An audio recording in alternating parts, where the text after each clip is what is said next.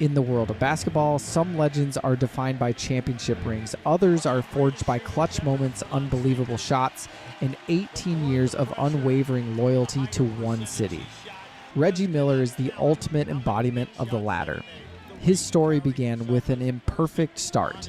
Born in California in 1965, Reggie had to wear leg braces as a child due to a debilitating condition. Perhaps it was this early challenge that tempered his iron will. His family was filled with athletic genes, most notably his sister Cheryl, a transformative superstar in women's basketball. Competing in her shadow and never beating her became Reggie's initial motivation. He had to develop a deadly accurate jump shot to contend with her height and talent. In 1987, this lanky shooter from UCLA was selected by the Indiana Pacers with the 11th overall pick. On draft night, home fans booed, yearning for a local star. Little did they know, this underestimated young man would spend his entire career redefining their franchise. His era arrived. Standing 6 feet 7 inches and weighing just 185 pounds, he seemed frail amidst the physicality of the 90s. But he possessed the ultimate weapons: historically elite off-ball movement, a lightning-quick release, and a clutch gene made for the biggest stages. Thus, Miller time was born. His destined rivals were the New York Knicks and Madison Square Garden. In Game 5 of the 1994 Eastern Conference Finals, he erupted for 25 points in the fourth quarter. With the Pacers' iconic fan filmmaker Spike Lee taunting him from courtside, Miller famously gestured the choke sign and single-handedly stole the victory.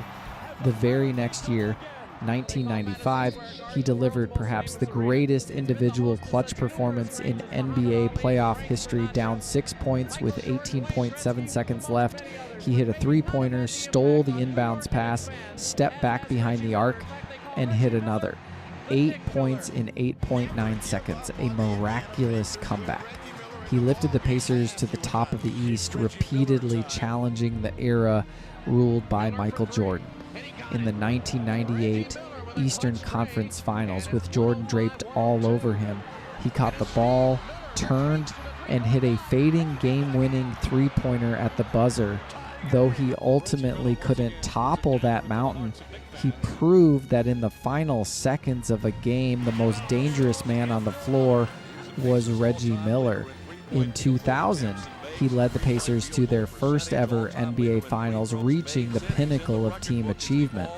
Though a championship eluded him, the fans of Indiana had already given him their hearts.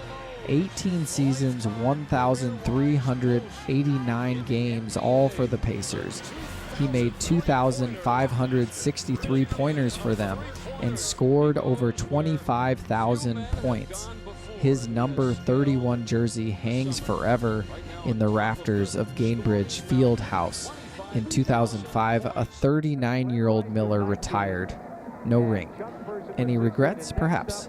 But as his teammates and rivals said, he was the model of a professional, the only shooter you wanted with the ball in crunch time, the greatest athlete Indiana has ever had.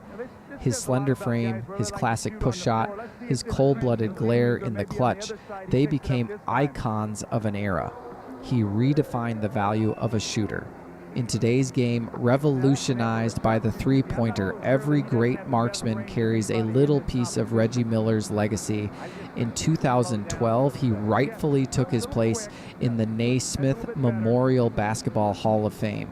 So, how do you measure a legend? For Reggie Miller, legend is the 8.9 seconds that silenced Madison Square Garden. It's the last second shot that made even Michael Jordan tense up.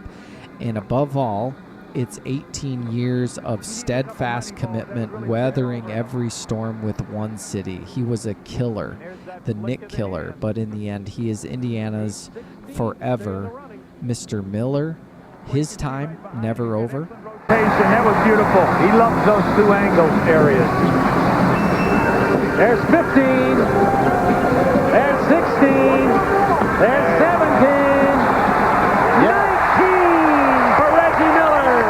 Strong finish. upset because Morning wanted Scotty Burrell to advance, so he was upset there. He really came on strong in his last 2 stations. But again, not panicking. He's been in the competition before, and he slowed himself down. Hubie, as you said before, look at his right hand now as it crosses over his left. Hubie, have you ever seen anybody shoot the ball like that with that kind of accuracy? That's right. You would think that the ball would spin out on him. Or it would also go right on you. But here's this great finish. But you could see he was hurrying a tad too much in station 1 and 2. But did not panic, and his experience, I think, helped him get himself on track. He had that shot clock in his head. And he hit 12 of his last 14.